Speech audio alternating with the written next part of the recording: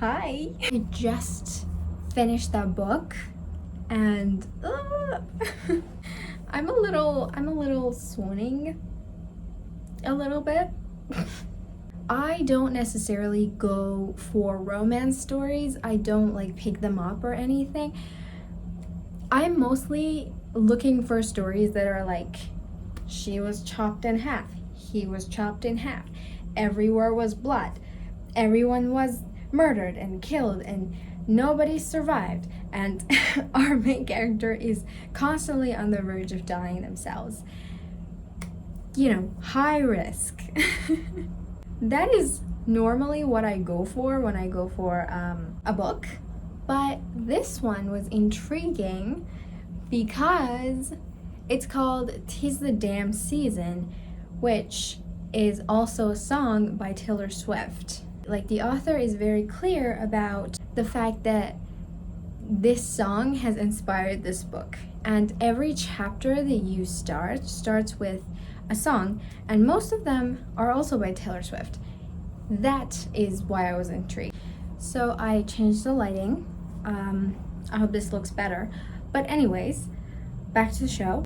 So mostly in romance books nowadays, you find a lot of smut, which is really not what I'm necessarily comfortable with, and I'm pretty sure a lot of people are, and that's just a whole subgenre for itself. But this one has literally nothing. Like, it mentions the act itself, but it never necessarily just goes through details and just be like, he did that and I felt this, and no smut, which is great. But also, it's so wholesome because I've been reading books that they're straight up insult and straight up violence, and they call it love, and girls die for it. But this one was pure love and respect, and I was just like, this is a healthy relationship. I want this for myself. I want this for everyone, because everybody deserves that. Now, I was a little bit concerned about it being well written because it's getting most of its readers from Taylor Swift, right? Because it's kind of marketed that way, and you know, everyone that hears it is just like, oh, "'Tis the Damn Season," yeah, I know that song. And then you flip through the pages and it's like Taylor Swift, Taylor Swift, Taylor Swift. And I was like, okay, is this a trap or is this real writing? And let me tell you, it was fine. It was fine. Like, it wasn't necessarily something that blows your mind or like keeps you on the edge of your seat or anything.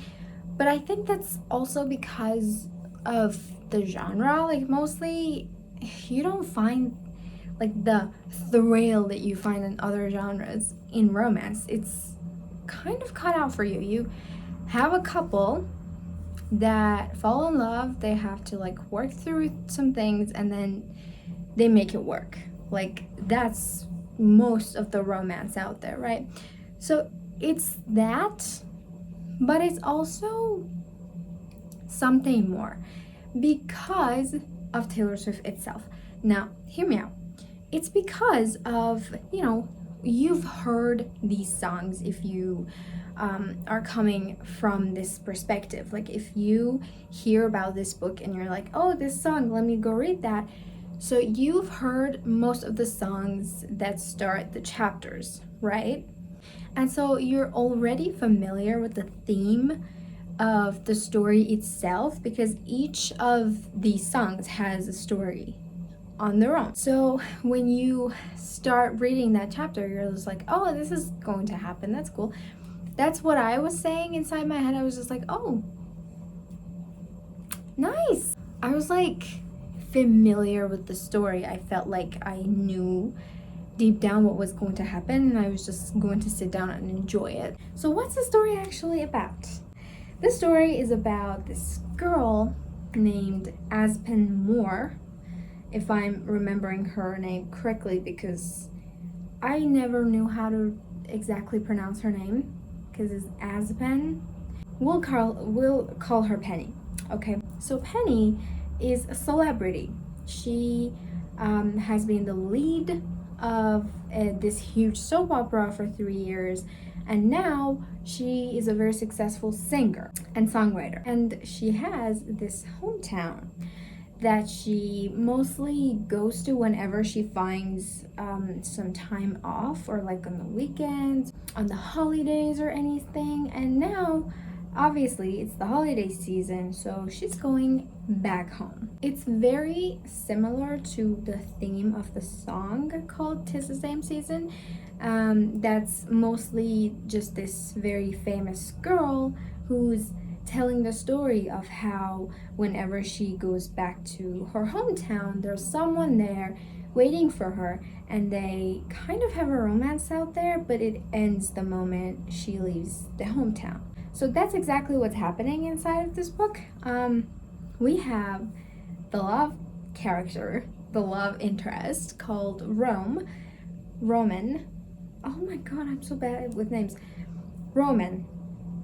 We're gonna call him Rome too, who is the guy that Penny was dating in high school and was always in love with, and whenever she goes back to the hometown, he's there waiting for her. But the twist in the story is that lately there's been a scandal on Penny's name in the media and everything, so her career is pretty much on the verge of dying and being ruined. So she kind of just runs away to this hometown to just like be cool with it and just like, you know, get away from things. I gotta tell you that something that bothered me a little bit, but also was the best quality of this romance, it's very weird, but that is the relationship between these two characters. So there's no back and forth. There's literally no back and forth between them. From the very first page, it's very clear to us that they love each other and they would never, like, there is not a single percentage of possibilities that these two could not work out. We're given that, okay, the only reason they're not together right now is because Penny is famous and in LA, and Rome is in this hometown and not famous, and he is just not the kind of person who could deal with, you know, paparazzi and like famous celebrity life. So that's the reason they're not together. We obviously know what's going to happen. They're going to realize that nothing is worth enough to keep them apart, so they're just going to end up together. It's a great time. It's a great time to just hang out with these characters in this hometown and try to like step inside someone famous's shoes. I don't know, but if you're looking for banter, if you're looking for will they, won't they, this is not the book. This is the book where you're just generally having a good time and you know everyone is going to be okay. And at the end, you just get a little fluffy, happy ending that you've been waiting for. I think this is exactly what people look for when they read a holiday season book. One other thing that I wanted to talk about is the main character, Penny. I am in love with her. This book is written in first perspective, and first perspective books are always, not always, but very close to always badly written. Not because of the prose or anything, it's just that when you're inside of someone's head all the time, it's so easy to get frustrated with them. And that happens almost all the time, at least to me. You know, most of the main characters just tend to be, you know, like icky and selfish and self-centered and just not likable.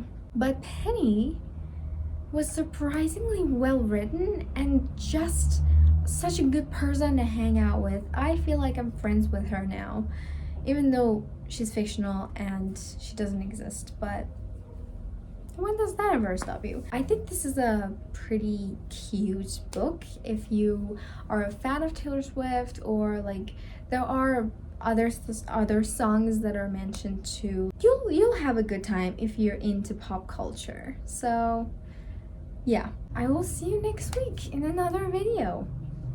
Bye, and thank you very much for being here.